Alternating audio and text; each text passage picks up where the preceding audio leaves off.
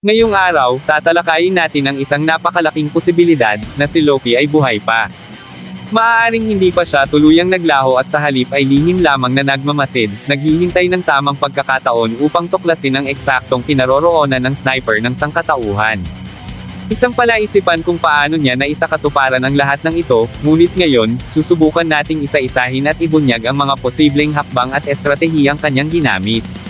Ito ang tatalakayin ko ngayon, kaya kung handa ka na, tara at simulan na natin. What's up mga Koops, Manga Moto nagbabalik. Record of Ragnarok. Ang dakilang panlilinlang. Alam kong controversial tong statement na to, lalo na pagkatapos ng nakakatindig balahibong pangyayari sa round 11. Sino ba naman ang di mapapaniwala, di ba? Nakita nating mismong tinamaan ni Simo Heiha si Loki, sa ulo pa talaga, gamit ang isang bala na hindi basta-basta, kundi may kapangyarihang pumuksa ng isang Diyos. Dito pa lang, para sa karamihan ng mga taga-subaybay, tapos na ang laban. Patay na si Loki. Pero teka lang, what if hindi yun ang tunay na Loki? What if isa lang yun sa kanyang mga replika? At kung ganun nga ang kaso, abay ang ibig sabihin niyan, ang tunay na Loki ay buhay pa. At nanonood lang sa sidelines nag-aabang. Nagbibilang ng galaw. At yan ang gusto kong himay-himayin ngayon. Huwag muna tayong magmadaling maniwala sa kung ano lang ang pinakita sa atin. Kilalanin natin si Loki sa mas malalim na paraan. Mag-uumpisa tayo sa kilos ng isang replika. Unang tanong, bakit basta-basta nagpakita si Loki sa open field?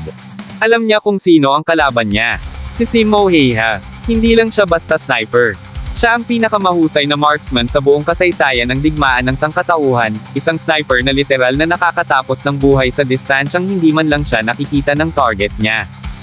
Kung ikaw si Loki, isang Diyos ng panlilinlang, gagawin mo ba talaga ang napakasimpleng pagkakamaling yon? Yung lalakad ka lang sa arena na parang sige, barilin mo ko. Hindi siya tanga. Never naging tanga si Loki. Alam natin na lahat ng kilos niya ay may dahilan, may layunin at may taktika. So bakit niya gagawin yun? Simple lang ang sagot, hindi siya ang tunay na Loki. Isa lang siyang replika. Sinadyang ilantad ang sarili para maging patibong. Para lituhin si Simo at mas mahalaga, para hanapin ang tunay niyang lokasyon. Alam ni Loki na hindi siya mananalo sa sniper battle kung makikipagpalitan lang siya ng bala, hindi iyon ang kanyang laro. Kaya gumawa siya ng panibagong game, sa game na siya ang may control, ang laro ng panlilinlang. Isang classic Loki na galawan, likhain ang ilusyon ng kanyang pagkamatay, habang ang tunay na siya ay ligtas, at mas lalong nagiging mapanganib. Para mas lumalim ang teoryang ito, balik tayo sa Kabanata 79. Dito malinaw na ipinaliwanag ni Loki kung paano gumagana ang mga kapangyarihan niya. Hindi lang basta-basta kopya. May klase, may kalidad at may antas. Siya mismo ang pumipili kung alin sa mga ito ang bibigyan niya ng concentrated power, para magmukhang tunay. Hindi lang basta mukhang siya, kundi parang siya na talaga. Kaya hindi imposible na yung Loki na nakipaglaban kay Simo, ay isang clone na tinimplahan ng sapat na lakas para magmukhang legit. Enough para hindi agad madiskubre. Enough para malinlang pati ang mga Diyos at mga tao na nanonood. At ito ang pinaka-critical na bahagi, ang maitim na usok. Hindi lang ito pang visual effects. Strategically ginamit ito ni Loki para takpan ang tunay na nangyayari. Habang tayo'y abala sa pagtingin sa aksyon, maaaring palihim siyang umalis, iniwan ang replika sa lugar niya, at nagtago sa kung saan. Isa itong premeditated escape plan. At kung titignan mo ng maigi, hindi lang basta pandaraya, ito ay isang masterclass sa misdirection. Parang magician. Pinapatingin ka sa kaliwa, pero sa kanan niya ginagawa ang totoong mahika. Ngayon, isa pang solidong ebidensya, noong inutusan ng Loki ang tatlong replika na hanapin si Simo sa kagubatan, kitang-kita ang panginginig ng katawan niya. Para bang hirap na hirap siya sa pag-control sa kanila. Isa na naman itong palatandaan na hindi siya ang orihinal. May hangganan ng kakayahan ng isang replika, hindi ito kasing stable o kasing perpekto ng tunay.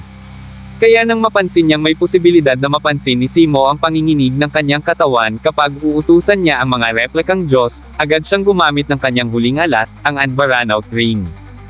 Isang divine weapon, na may kapangyarihang palakasin ang magical power ng sino mang magsusuot nito. At pagkalagay pa lang sa daliri niya, bigla siyang nagbago. Wala nang panginginig. Parang fully recharged, mas malinaw, mas epektibo at mas dominanteng leader ng hukbo ng replika. So anong ibig ipahiwatig nito? Ang ring ang nagsilbing pantapal sa kahinaan ng replika. Ginamit para itago ang imperfections. Dahil kung tuluyang madiskubre ni Zemo na hindi siya ang tunay, malamang nasisimulan na nitong hanapin ang tunay na Loki. At yan ang ayaw mangyari ng Diyos ng panlilinlang. Dahil ang pinakamabisang taktika sa laban na to, ay ang manatiling invisible. Para mas palalimin pa ang illusion, isinapubliko pa ni Loki ang mechanics ng kanyang kapangyarihan, ang Seed of Trickery sa kanyang palad. Sinabi niya, kaya niyang gayahin ang sinumang mahawakan niya. At mula sa kanyang palad, kaya niyang palabasin ang mga kopya ng mga ito. Pero teka, may inconsistency dyan. Kung kaya niyang gumawa ng replika ng ganong kadali, bakit kailangan pa niya ng makapal na usok? Simple lang, ginagamit lang niya ang usok kung gusto niyang itago ang sarili niya. Hindi para mag-summon, kundi para sa escape act. Parang isang illusionist na gustong magpalit ng costume sa likod ng kurtina. Kaya sa Kabanata 79, malinaw, hindi lang siya nag-summon, tumakas siya, iniwan ang clone. So ano na ngayon ang tunay na estado? Alam kong ito ang naglalaro sa isip nyo ngayon. Ang Loki na tinamaan ni Zemo, replika lang talaga. Ang tunay na Loki, siguradong buhay pa. At malamang sa malamang, nagmamasid lang, naghihintay ng tamang oras para umatake muli. At kapag bumalik siya, huwag tayong magtataka kung mas malupit pa ang plano niya. Dahil kung may isang aral tayong natutunan dito, eto yon, hindi mo mapapatay ang isang Diyos ng panlilinlang sa isang bala. Hindi basta-basta si Loki. Ang mga plano niya ay may mga plano. At ang mga replika niya, ay may mga sikreto. Kaya kung sa tingin mo tapos na ang laban, mag-isip ka muli. Dahil sa susunod na kabanata malamang na hindi bala, kundi tiwala ang masisira. Bago tayo magtapos, nais ko lamang ipaalala na babalikan natin ang misteryosong naramdaman ni Nostradamus sa Tartarus. Ayon sa kanya, tila may isang nilalang na palihim na nagmamanman o sumusubok na magsiyasat doon kamakailan. Isang napakagandang paksa itong talakayin, sino kaya ang nilalang na ito? At kung sino man siya, malinaw na may interes din siya kay Siegfried. Gayunpaman, nananatiling isang palaisipan kung ano nga ba ang tunay niyang pakay o layunin. Posible kayang magkaroon ng pagtutulungan sa pagitan ng magkaibang panig, isang uri ng kooperasyon na hindi inaasahan ng marami, dahil sa matinding banta na dulot ng mga primordial na nilalang na malapit nang makawala mula sa kanilang pagkakakulong. Sa harap ng panganib na ito, na hindi basta-bastang kalaban, tila ba nagiging isang obligasyon para sa lahat, kahit magkaiba man ng layunin o paniniwala, na magbuklod at magtulungan upang harapin ang nalalapit na kapahamakan. Tatalakayin natin ito ng mas malalim sa mga susunod na upload, kaya manatiling nakaantabay lang kayo, salamat. At dito na nagtapos, alam kong bitin ka sa kwentuhan natin, kaya sorry na agad. Shoutout po muna kina.